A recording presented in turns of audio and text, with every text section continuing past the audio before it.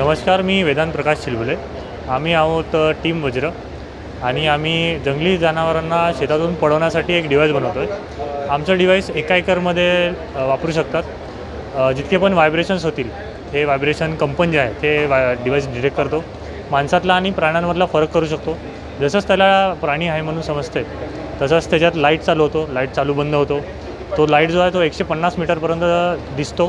Plus आम्ही त्याची उंची कमी जास्त करतो आहे. उंची कमी जास्त करण्याचं कारण काय, जंगली जनावर जसे रानडुकरं खूप हुशार असतात.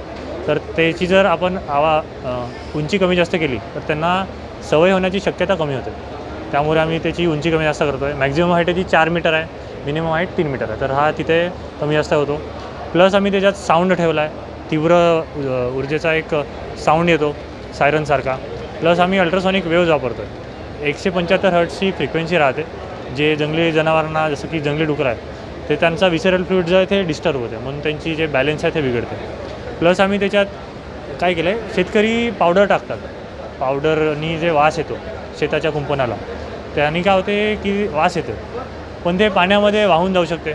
त्या जागेवरती आम्ही सेंट मॉड्यूल वापरला आहे. तो अल्ट्रासॉनिक ट्रान्सड्यूसर आहे जो की हवेत ते सेंट वापरतो, जे की कम्प्लिटली ऑर्गॅनिक राहते. तर कोणत्याच प्रकारे शेताला पण तुमचं नुकसान नाही होणार आणि माणसांना पण काहीच नाही होणार. फक्त ते घाबरवासाठी आहे. सगळ्या प्रकारचे प्राणी आम्ही ओळखू शकतो, उंदीरपासून ते जंगली डुकरं, निलगाय, हत्तीपर्यंत.